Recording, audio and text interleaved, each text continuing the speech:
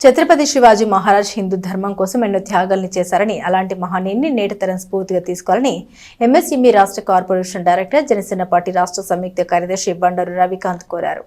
శ్రీ ఛత్రపతి శివాజీ పట్టాభిషేక మహోత్సవాన్ని పురస్కరించుకుని శ్రీ ఛత్రపతి శివాజీ స్మారక సమితి ఆధ్వర్యంలో ఈ నెల 28వ తేదీన ఏర్పాటు చేసిన భారీ బైక్ ర్యాలీ కరపత్రాన్ని ఆదివారం బండారు రవికాంత్ ఆవిష్కరించారు.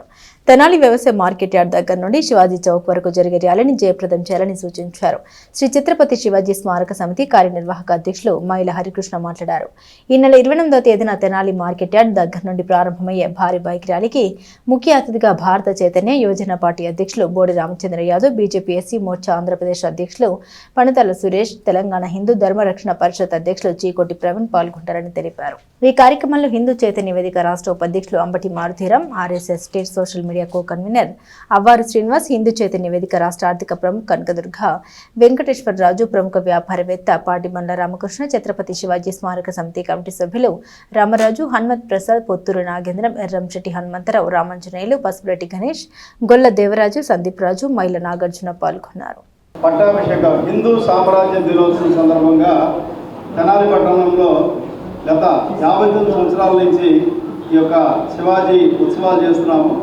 గత 7 సంవత్సరాల నుంచి భారీగా బైక్ ర్యాలీలు, శోభాయాత్రలు ఘనంగా జరుగుతున్నాయి. ఈ సంవత్సరం కూడా అదేవిధంగా భారీ బైక్ ర్యాలీని ప్రారంభించాము.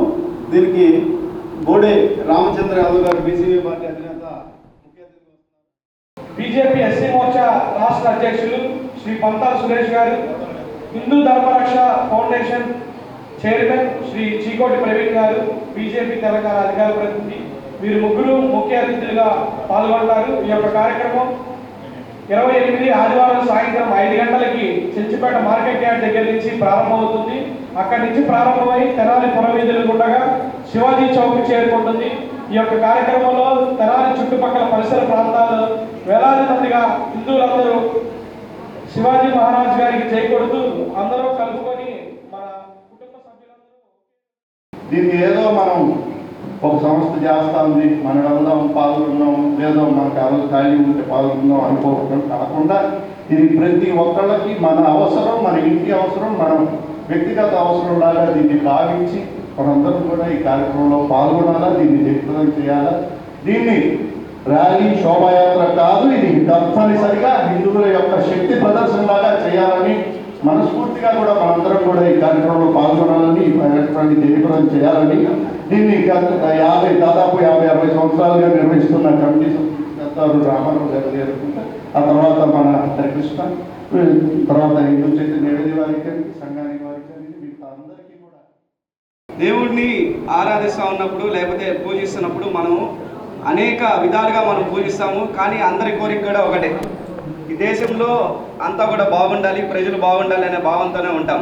కానీ ఇప్పుడున్న పరిస్థితుల్లో వేరే దేశాల నుంచి వచ్చి ఇక్కడ మన మీద ఆధిపత్యం చెలాయించి వాళ్ళు ఏదో చెయ్యాలని చెప్పి భావిస్తున్నప్పుడు మనం దాన్ని గట్టిగా ఎదుర్కోవాల్సిన అవసరం ఉంటుంది.